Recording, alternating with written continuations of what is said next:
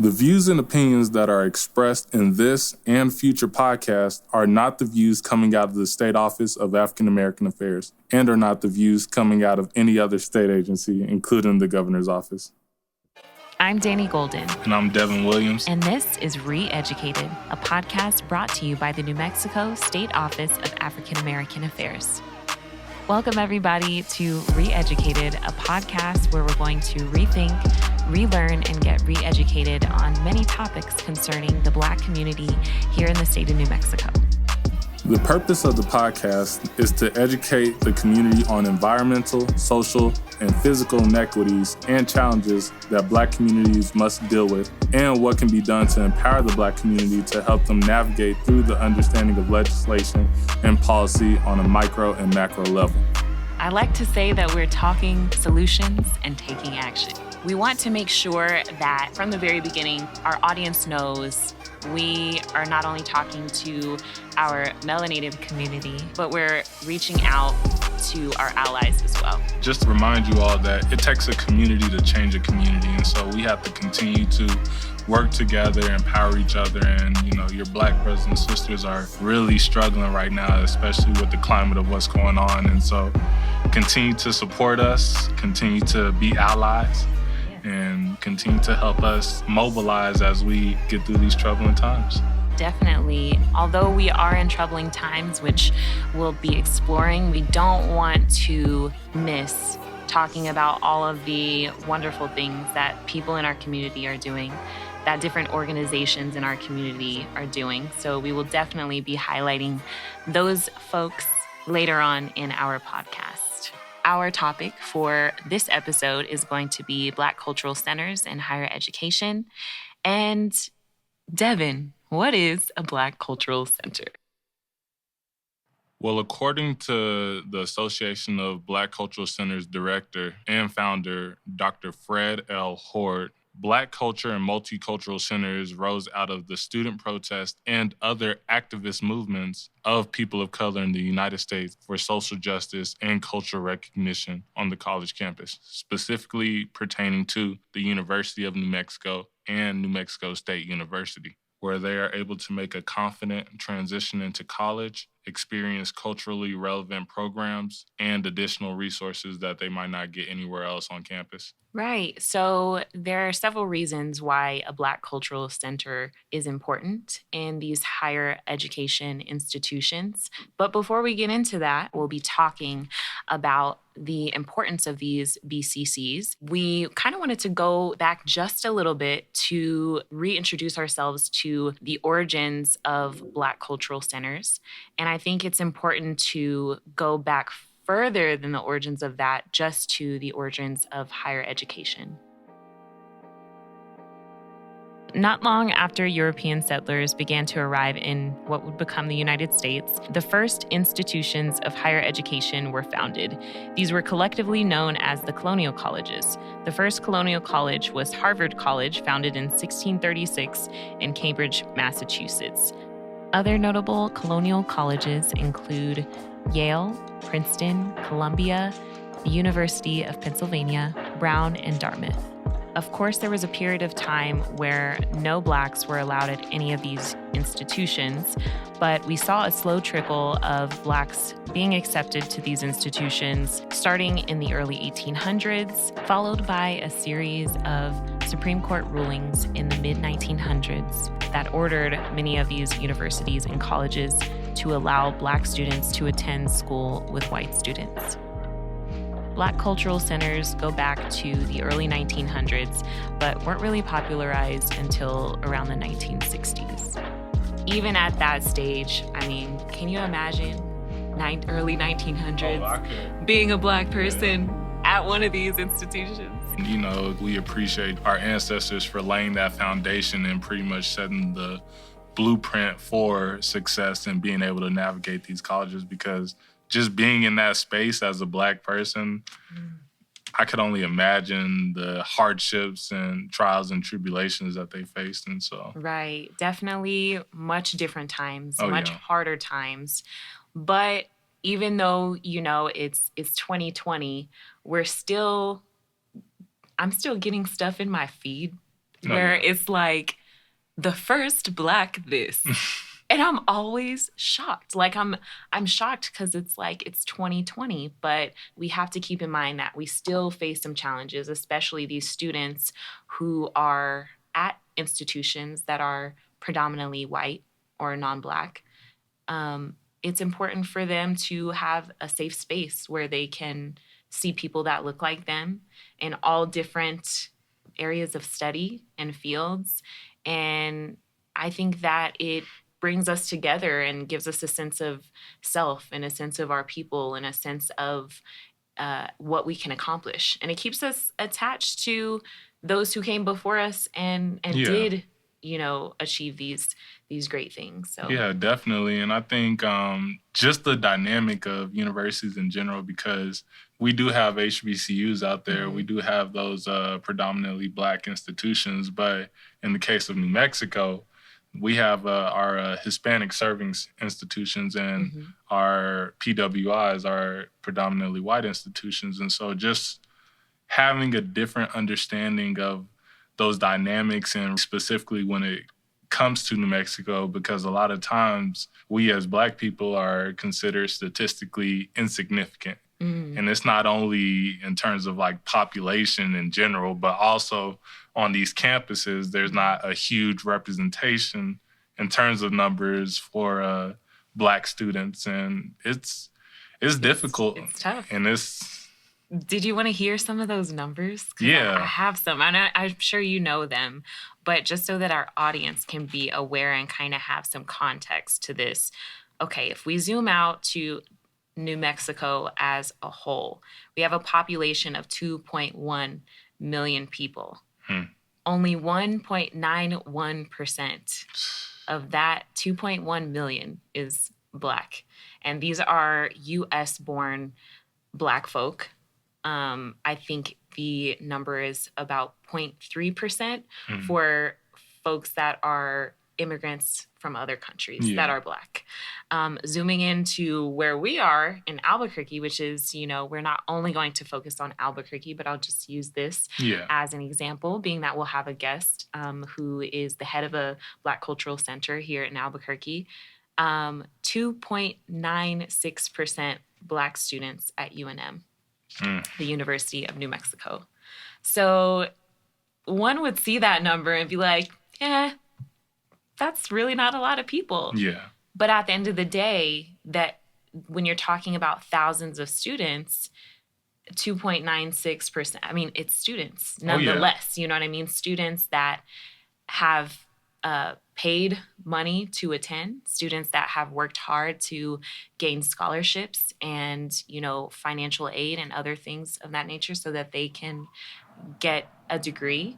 And those students matter. Yeah, they're not statistically insignificant. Oh, yeah. And we, these students also represent a large part of, in terms of culture, influence.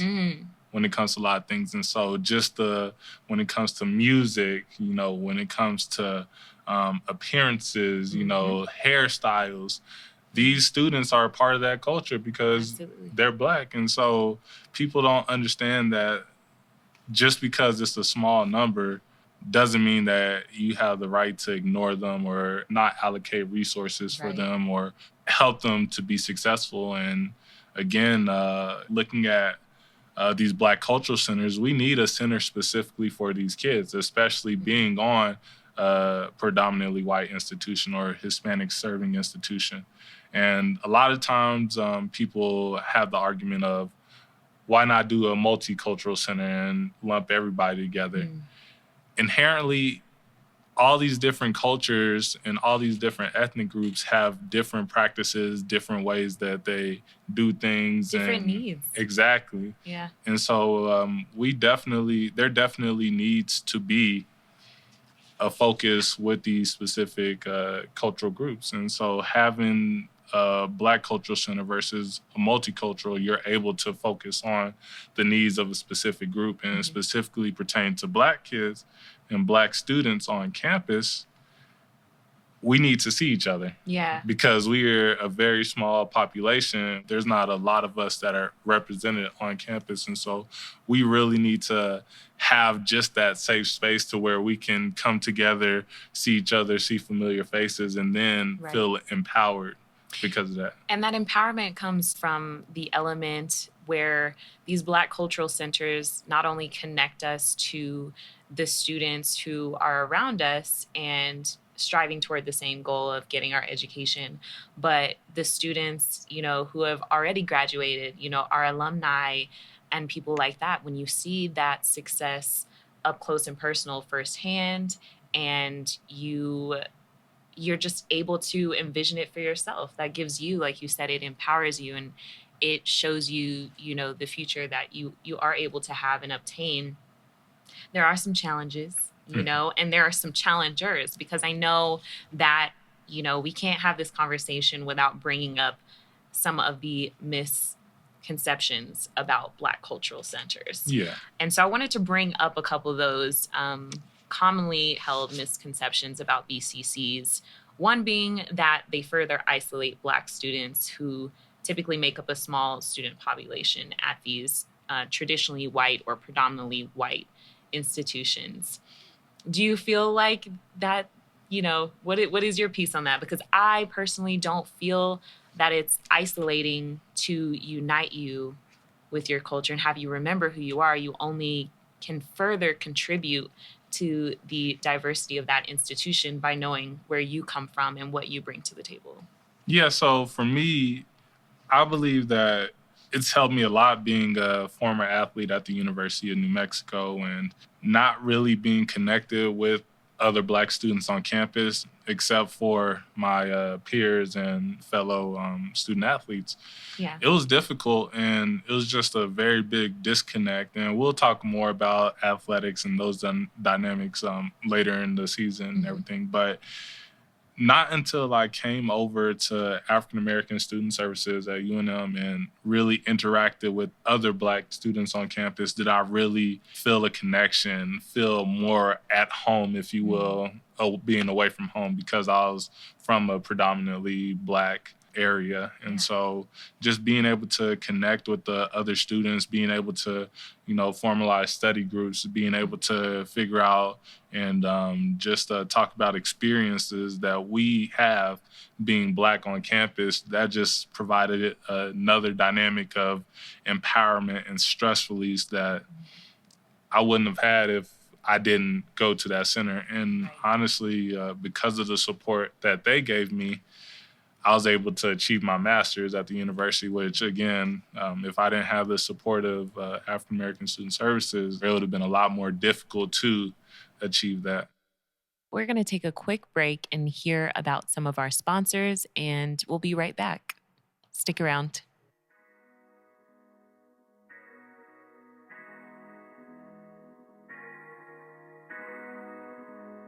Re-Educated, brought to you by the New Mexico State Office of African American Affairs. Aim to study, identify, and provide change by means of support, advocacy, and resources relevant to the African American community.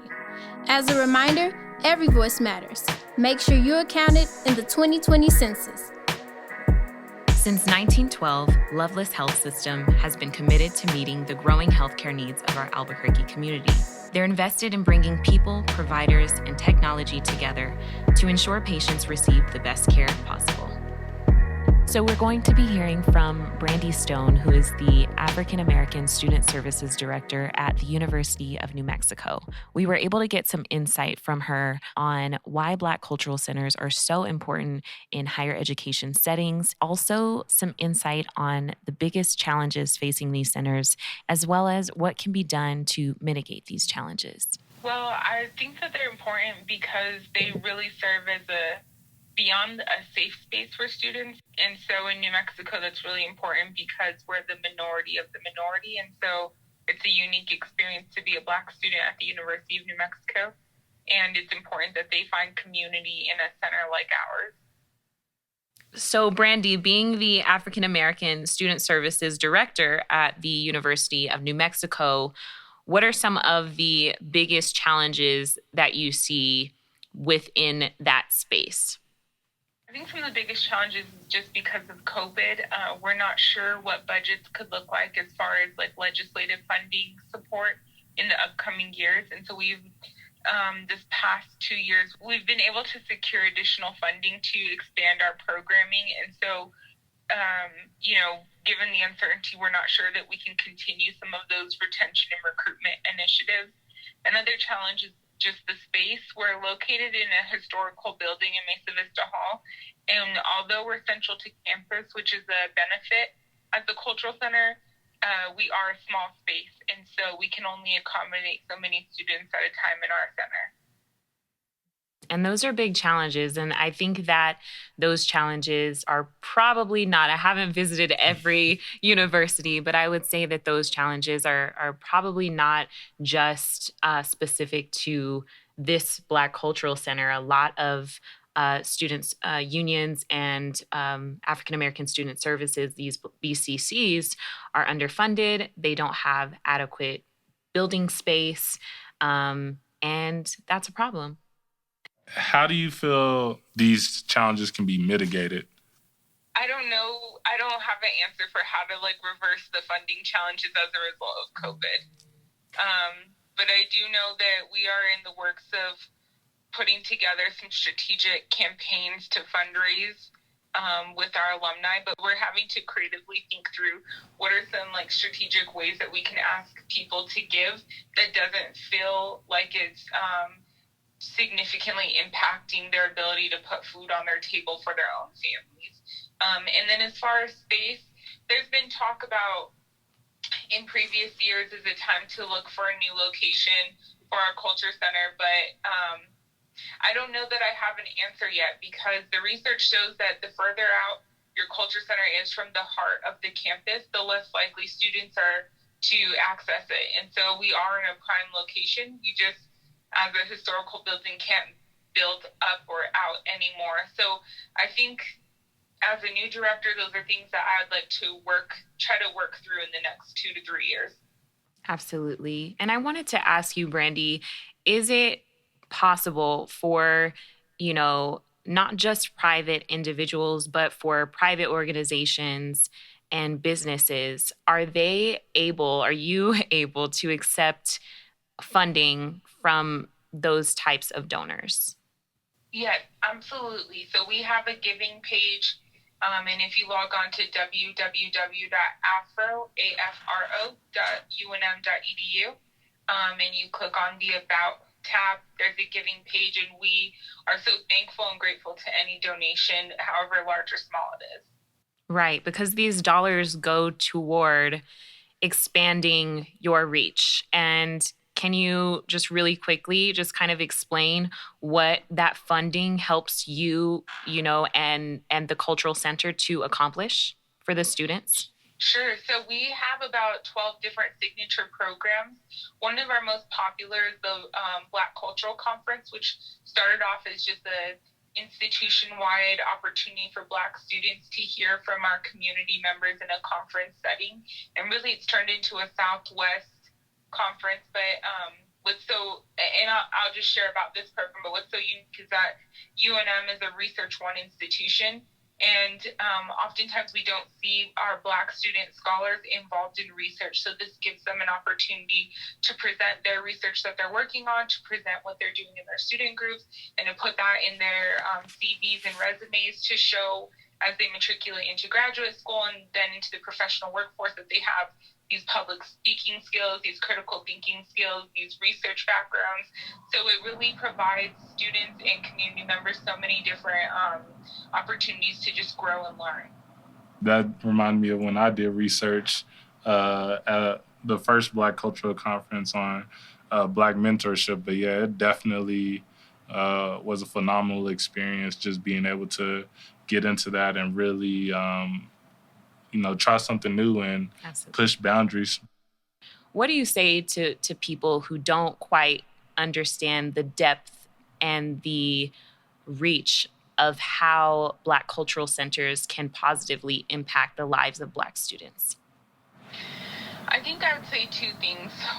One, the data shows that it's working. So in African American Student Services, we have a retention rate between 89 to 90% of students that utilize our center come back to school the next semester. Students that utilize our center have a slightly higher GPA than the average UNM GPA and are more likely to graduate within 4 to 5 years than their Black peers who don't use the center, and then just their general peers at UNM. And then the second part I would say is that identity development shows that positive reinforcement of Black identity in spaces like this within higher education, given like racial battle fatigue and given imposter syndrome, like we know that these things positively reinforce students to then matriculate and be retained and ultimately graduate. And so I would just say the data shows that it works and the theory show it works. Boom. I love it. And that's really what we have to come back to. I feel that a lot of people who are naysayers in that regard maybe haven't seen the data. It's like, have you actually read up on it? Have you ever even known a person that has benefited from these types of cultural centers? You know what I mean? So yeah, that's a perfect answer. The data shows that they work. My last question is, what do community members need to do in order to support your organization? Well, Afro is considered a home away from home. So I just want community members to know that if you've ever been in contact with our office, like this is still your home. And if you have a skill set that you want to teach, reach one, teach one. If you want to teach any of our students any of your skill sets that you have, we're more than willing to provide an opportunity to host a workshop with you or include you as a mentor into one of our various mentoring programs. Even if you just want to stop by and say hi and talk to students, like we want you to come back and give back. So what I hear you saying, Brandy, is that your time is worth as much as your money. Yes. That's beautiful.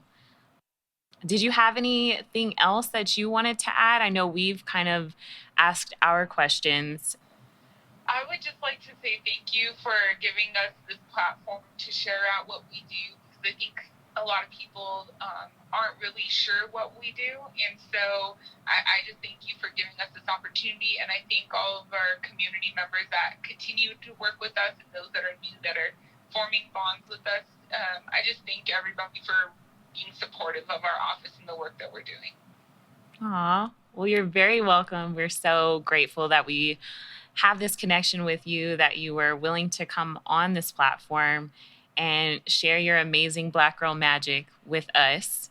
And yeah, it means the world. And I hope that we'll be hearing from you very soon. Yes, thank you. So I think what I want to get back into is how this plays out in New Mexico. So even though we are a small percentage, I kind of want to touch on the whole minority majority state farce, because that's what I think it is. I don't want to say it's a farce, but I think that a lot of times when that is thrown around, it's like used to not diversify even further. You know what I'm saying? It's kind of like a cop-out, because it's like, oh, well, we're a minority majority state.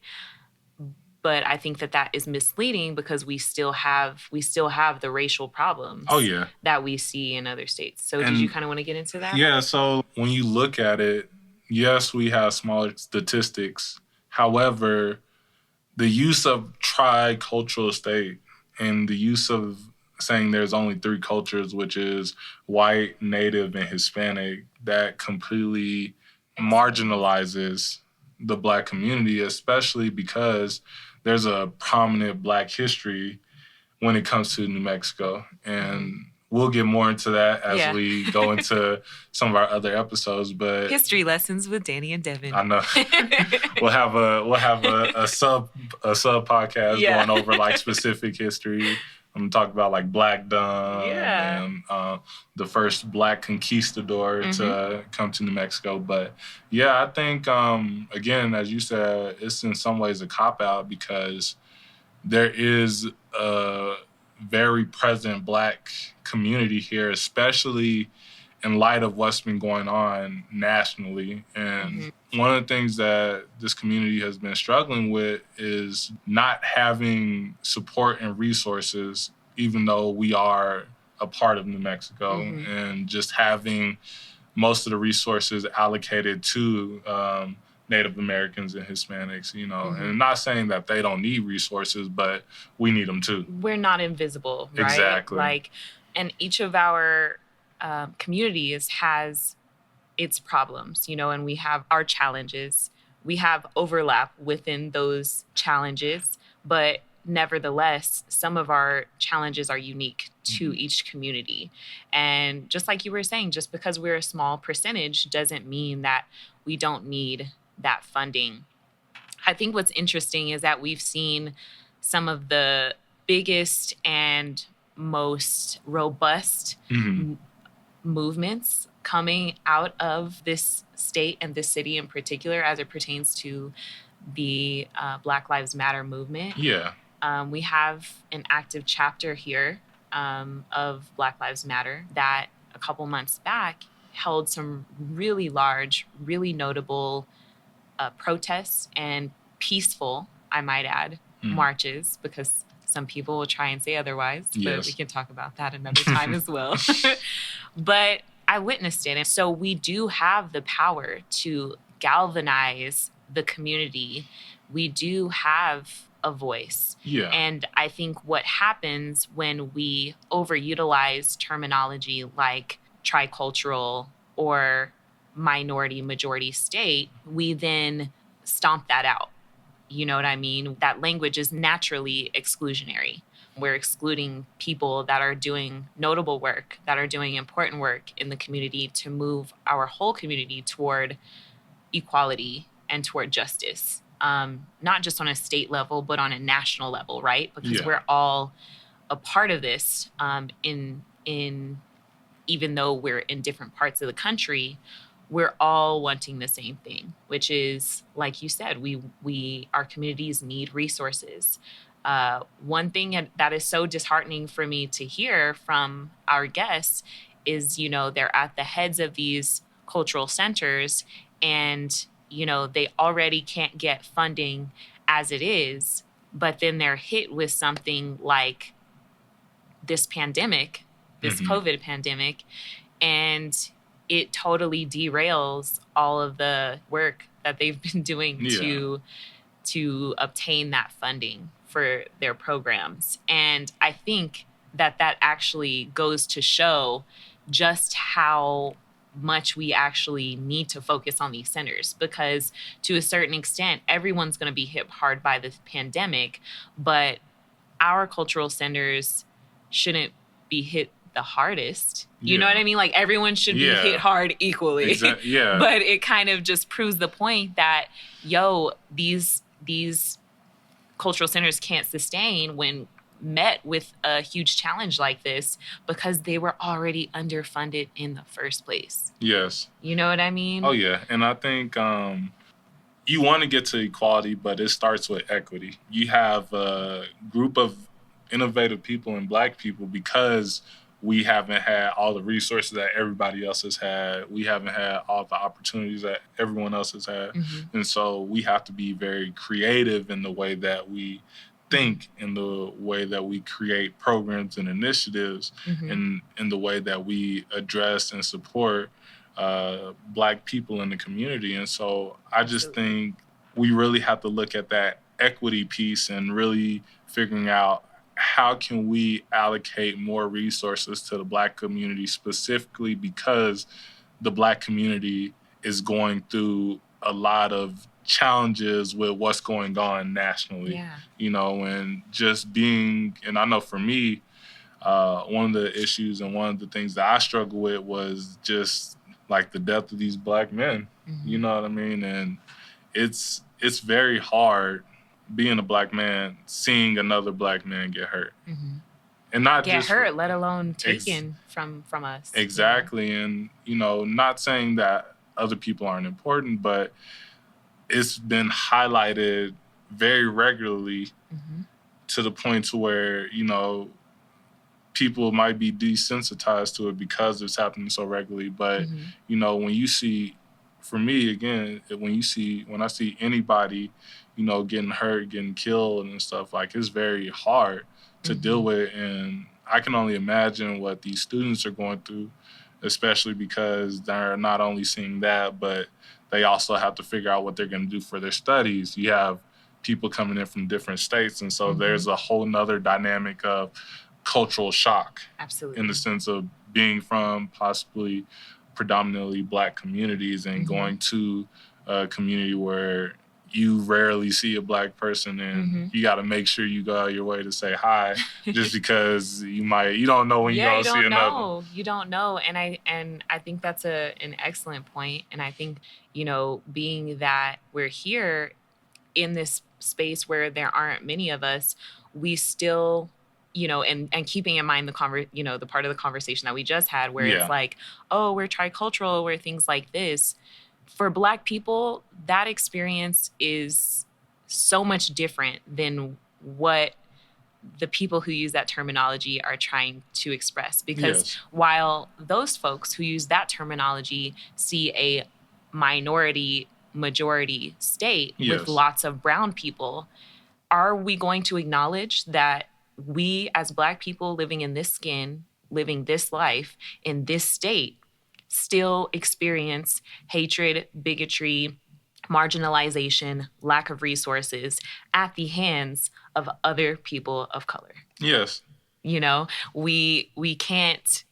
I think it's kind of sensitive because we tend, you know, we're loving people. So we want to dance around stuff sometimes. We don't want to hurt people's feelings. But at the same time, we cannot glaze over the fact that just because we have very many beautiful brown brothers and sisters in the state of New Mexico, sometimes, and this is because of the insidiousness of white supremacy that is systematic, those people are affected and internalize those prejudices and act them out on their Black brothers and sisters. Yeah. You know what I mean? Oh, yeah. And I think part of why this is happening is because we have, again, a system that's not built to incorporate people of color, specifically Black people. And I think one of the things, again, is really looking at legislation and bills, and not only looking at the lack of representation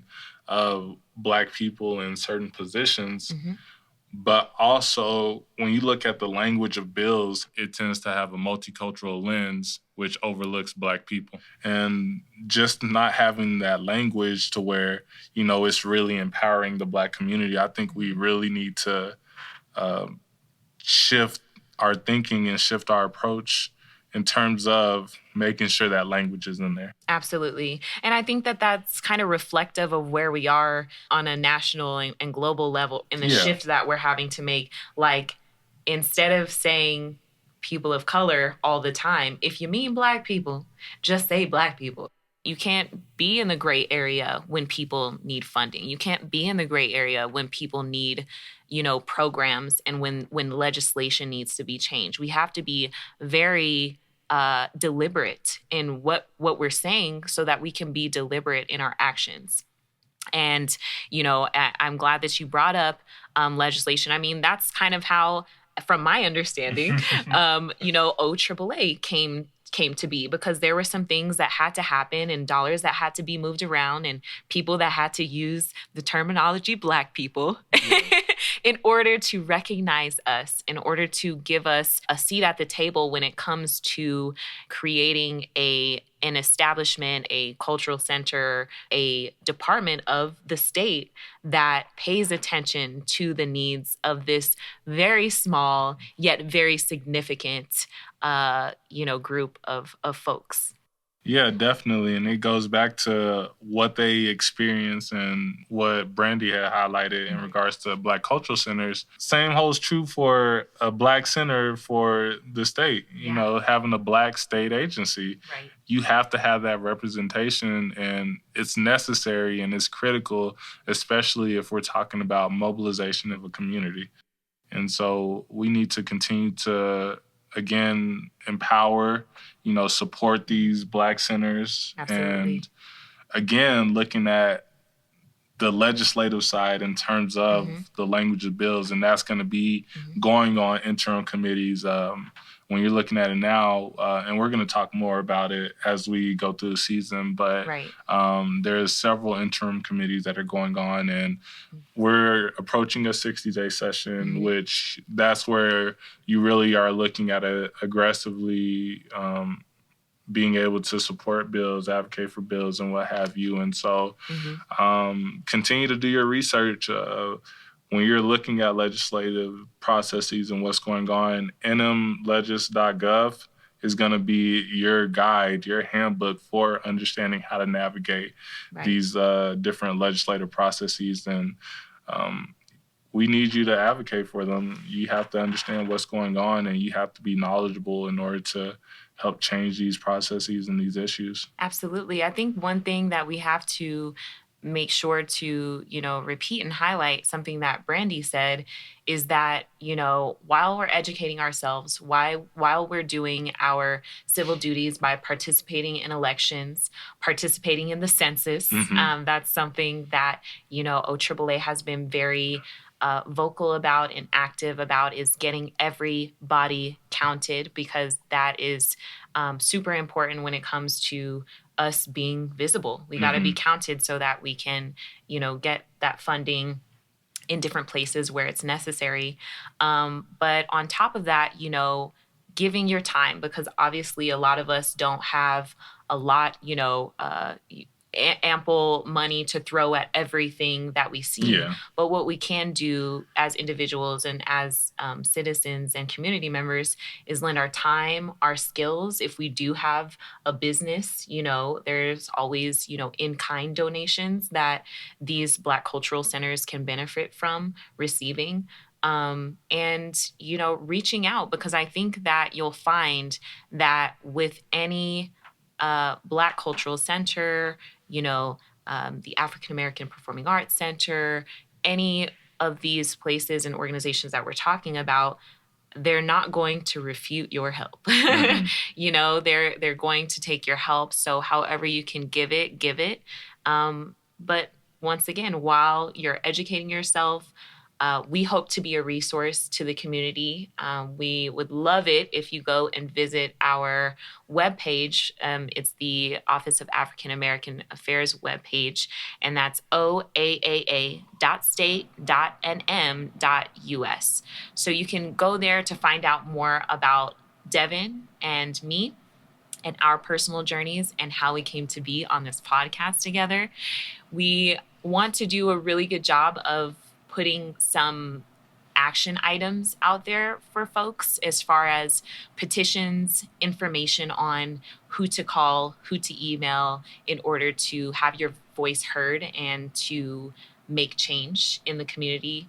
And also, I know we'll be putting some other information up there just for you to read and to consume so that we can all keep ourselves educated and we can all keep ourselves knowledgeable. And in doing so, I think that connects us, because that's really what I think we're lacking on a lot of different aspects of, all of these issues that we're talking about. If you open your mind, you educate yourself, you take the time to listen to somebody that maybe looks a little different than you, maybe has a different experience than you or a different background, that's when I think we end up seeing the breakthroughs. And that's why I think we're seeing so much allyship now in 2020 as opposed to like 5 years ago. You know what I mean? When we were having marches and we were having protests and all of that, we didn't see a lot of, non-people of color. Yeah. But now we're seeing it. And I think it was a matter of a shift, people opening their eyes and listening to people who are saying, hey, this is my experience and you're killing us. We're not getting adequate education. We're not getting adequate health. We're not getting the privilege of being a full U.S. citizen by literally just staying alive. Yeah. So I think that that's important. And I hope our audience thinks it's important too. If you're listening, then you must, right? Oh, yeah. And I think, again, as you begin to educate yourself and understand what's going on and really being able to holistically understand the inequities that are going on in the Black community, as well as what the Black community is trying to do in order to have a voice and empower, for us to empower ourselves and really, have a face and, have a presence in a lot of things. I think it'll be easier to understand how to advocate for the Black community. Right. And so we encourage you to continue to educate yourself, to re-educate yourself. There you Definitely. go. To rethink, relearn, re-educate. Re-educate, boom. And really just take the time to understand, even if it's for you, understand what's affecting you. Because essentially when it comes to like voting and it comes to census, a lot of people don't understand how it benefits them and how they're affected by it. And so as you learn and educate yourself on, okay, this is the type of bills that's going to affect me in this way. This is what's affecting me now. Understanding your history, understanding how that impacts what you can and can't do in the future, I think you'll have a better understanding. And I think specifically with the census, a lot of people don't understand that billions and billions of dollars are, allocated for communities that fill out the census. And so as you're filling out the census, that's another chunk of change that's going to be allocated back to you. And so especially with New Mexico being a very poor state and, we're struggling in a lot of different areas, we need everybody to, all hands on deck, y'all. Exactly. So next we're going to hear from Kimberly York, who moved to Las Cruces in 2015 from Cleveland. One of the first things she did was contact the Black Programs Office at New Mexico State University about opportunities to volunteer. After years of mentoring and volunteering work, York recently stepped into a new role as Interim Director of Black Programs, effective July 1. York brings with her to NMSU a background in clinical social work, nonprofit leadership, and youth development. So I would say that cultural centers are important for a number of reasons. Number one, in the state of New Mexico, Black and African Americans represent a small percentage of the population, and even more specific to my role as the interim director of Black programs at New Mexico State University.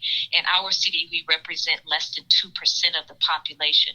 And so when you think about higher academia and you think about emerging leaders and professionals, cultural centers become extremely important because they lay the groundwork for avenues to explore career paths that typically aren't known to us, especially in a region like New Mexico, which is a binational region here in Las Cruces.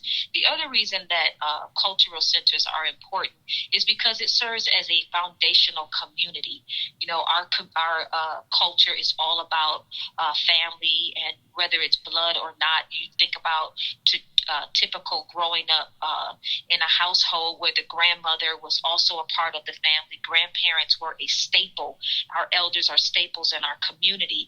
And so cultural centers provide that much needed relevance in terms of balancing identity as you emerge as a learning leader, in so to speak, because oftentimes we don't really have, especially for first-generation college students, you don't really have that roadmap that traditional students would have.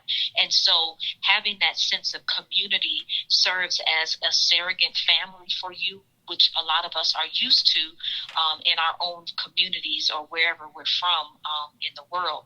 And so, again, for me, in my role as Director of Black Programs, it becomes very important for me to recognize that we have many students that are far away from their home of origin, and many times far away from their families. And so they are looking for that sense of connection that sense of home away from home.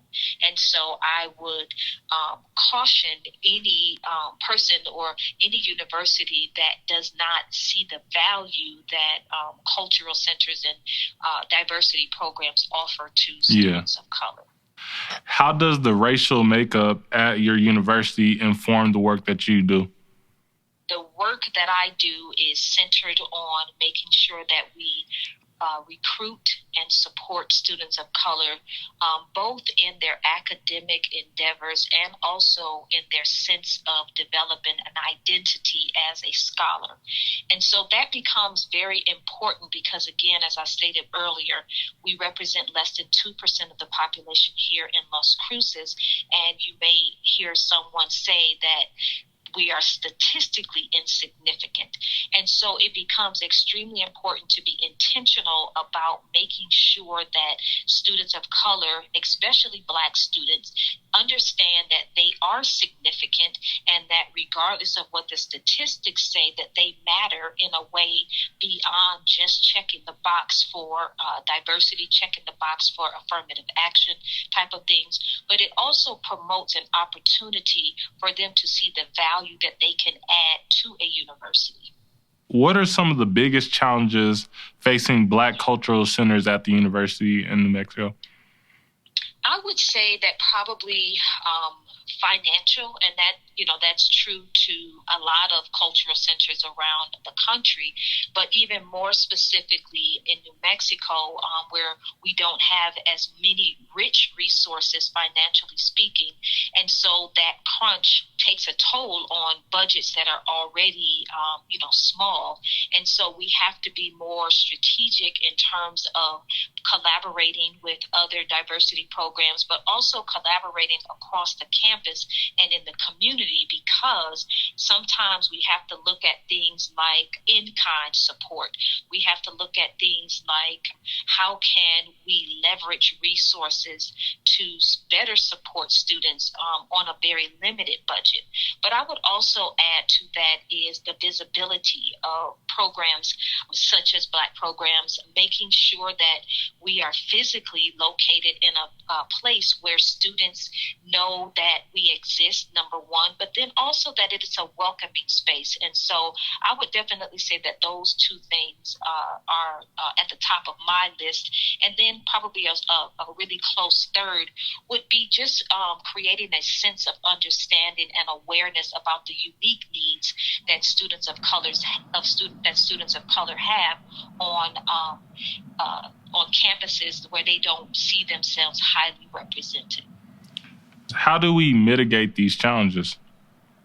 I would say, right now at NMSU, we are in a very advantageous position in that the current administration has demonstratively shown a commitment to, one, understanding the needs of students of color, and also putting together some very strategic practical strategies that can be used across campus. And one of those main initiatives that is underway currently is we're going to be hiring Vice President of Diversity, Equity, and Inclusion.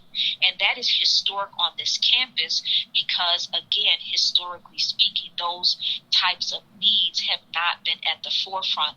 And so here, again, I can't really speak for, administrations prior, but this administration has made a blanket commitment, and we're still working through details. There will always be bumps in the road, but there is an active and a very intentional commitment about making things better. What does recruiting at the campus look like in terms of Black students, and what role does your center play in that? So being new in this role, I am actually still wrapping my arms around that, going through the data, actually working with our admissions department on identifying students that, identify as African American or Black. But also the other unique aspect is we have a number of students who self-identify as being biracial, meaning they identify as being both of Mexican descent and African American, or or Mexican or self-identified as Latina, Latino, or Hispanic. And so it creates a unique opportunity for us to serve the whole student. And so here in Black programs right now, I just finished up a formal listening sessions with students to better understand how we can serve students who not only identify solely as African American or Black, but also intersect with other races and nationalities. And so that creates for me as the director an opportunity to reassess how we have been doing recruiting. We have international students that come from Cameroon, from Togo, from all parts of the world. And so we need to be very intentional about, yes, making sure that we are identifying strategies for recruitment, but retention is also a main priority of this office currently. How do you feel the public can help mobilize your Black Cultural Center? So one of the main things is to become visibly involved. It is extremely important for students to see, again, because we represent less than 2% of the population here in Las Cruces, it becomes extremely important for professionals to be visibly present, but also accessible to students so that they can have role models of their career paths. For instance, right now we need to see more women, Black women represented in the field of STEM, science, technology, engineering, and math. And so serving as role models, serving as mentors to these students, coming to speak with them, providing opportunities for them to ask questions that they probably would never have an opportunity to ask. And so that's one thing. The other thing I think that is extremely important is leveraging resources, financial resources. So, for instance, alum. I know that currently we have an NMSU alum who is a state legislator.